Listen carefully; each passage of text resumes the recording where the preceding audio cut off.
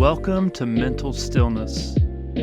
My name is Derek, and I'm excited that somehow you stumbled across this podcast.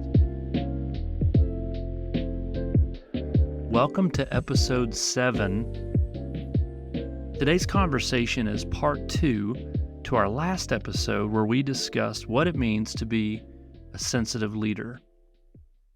Today's episode, we are swinging to the other end of the spectrum where we're going to talk about what does it mean to be a Stoic leader. Now, Stoicism goes way back thousands of years, all the way back into ancient Greek philosophy. One of the most prominent, famous ones I'm sure you studied at some point in school was the Emperor Marcus Aurelius. Now, we're not going to spend our time talking about ancient Stoics and their history or their life or what they accomplished, but there are principles that they helped create, that they lived by, that still finds its way into life and leadership today. Some of the principles of Stoicism that I want to share and talk about and contrast with being a sensitive leader is in Stoicism, there is a heavy focus on where we are spending our energy and that it really should only be spent on things that we can control. Specifically, in regards to emotions. Emotions can be a distractor or they can pull us away from the most rational, logical thing to do in the moment. And because emotions can be volatile, in the Stoic approach, it can be pointless to even engage some of those emotions. Another belief of Stoicism is that every single person has the resources necessary within themselves to accomplish the things that they need to accomplish. I think there's a really good scene from a movie that paints a picture of Stoicism and some of its principles. And that movie is none other than Titanic.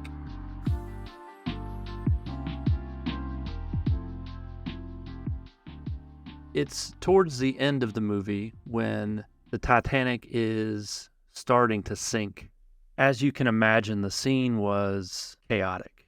And in the middle of this scene, you see people responding in different ways. Some people are running, screaming, jumping overboard. Other people are fighting to get into a raft. Some people don't really know what to do. They're in shock. There's a really sad scene where there's an elderly couple and they just decide to lay in bed and surrender to their fate. One of the scenes that stands out most to me is when you see a group of musicians. They were the onboard entertainment. There's a couple violin players, a cello player, and the scene begins where they are bidding farewell to each other. It looks like they had just been performing at a dinner function. So they bid farewell to each other. They start walking in different directions, and one of the band members starts to leave, then pauses, and you can see a deep sense of contemplation of him trying to decide what his next move is. And slowly he lifts up his violin and he starts to play a song.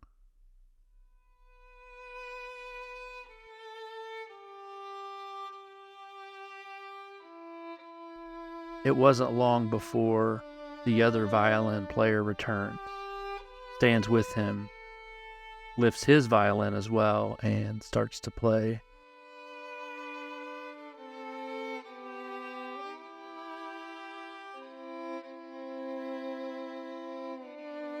The rest of the band returns. It's a really powerful scene with all the chaos that's happening around these men as they're playing a song called Nearer My God to Thee. And in that moment when you see it, it's hard or even impossible to imagine what they were thinking or feeling in that moment.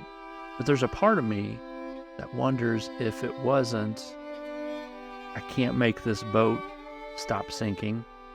I can't make more room on those rafts. I can't really do anything. In this moment, though, the only thing I do know how to do is play this song. And so that's what they did. And I think this is such a powerful picture of Stoicism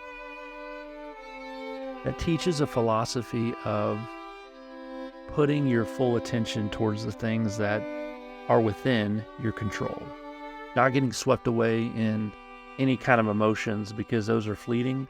And so rationality is the focal point.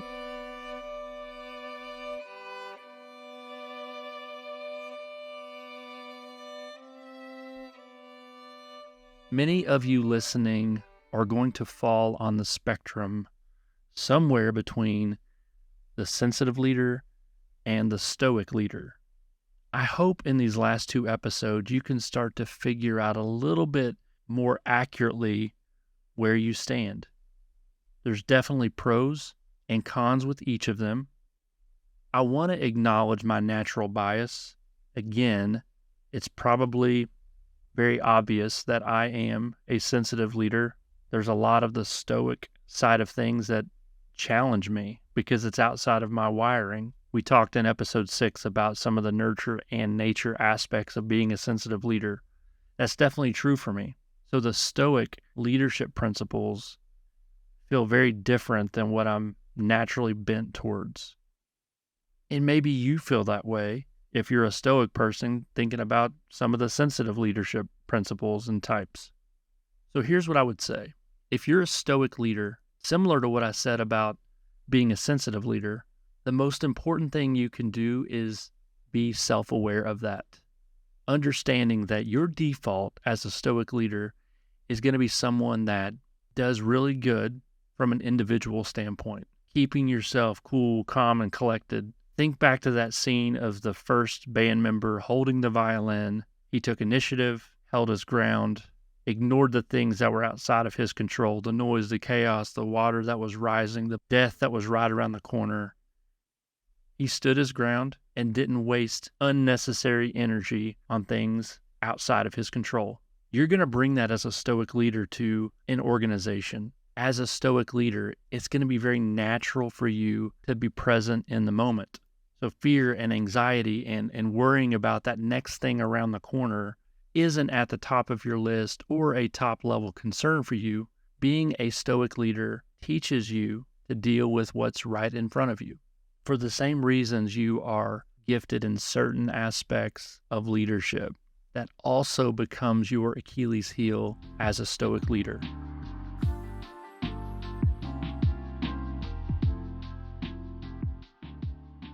And what I mean is this. I just talked about how gifted you are of being stable, having clarity of thought in the midst of chaos, able to really anchor into the moment and not get caught up in future challenges or issues. That becomes a problem because in high-level leadership, to be at your best, you need to be able to forecast future challenges and prevent them proactively. Stoicism anchors you in the moment and says future aspects, future challenges aren't worth as much energy as the here and now. That can truly work against a stoic leader because organizations need to be proactive and forward-thinking. Another aspect that's a challenge for stoic leaders is that they're not the best of engaging and bringing other people along. So much energy is put into their own individualistic stability, they don't always think about the person to their right or their left. The stoic leader also looks at a really big problem that feels outside of their control, and it's very tempting and easy for a stoic leader to be like, well, there's zero chance that I'm fully going to fix this broad global situation, so therefore it's not worth any effort. And that mindset is attainable, again, because they're thinking about their own individualistic power, energy, and effort, and not thinking about the bigger team and what the team could accomplish or the organization could accomplish. So if you are a stoic leader, here's what I want you to try. I want you to choose something that feels like a really big problem in your organization or in your team. I then want you to ask yourself, how long have I known this to be a problem? Another question might be, how long have I been avoiding this problem? And a final question might be, why do I think I've been avoiding this problem? Once you have some answers to those questions, I want you to shift into problem solving. But that problem solving needs to happen outside of just yourself. If you're on the Stoic leader side of the spectrum, you try to tackle challenges individually. These big problems are going to stay big problems if you're only approaching them with your own strength and your own skill set. So find one or two other people that you can talk to about this big problem in a collaborative way. Because my guess is you've completely avoided it. And in the past, when you've thought about tackling this issue, it feels like a problem that's too big for your skill set.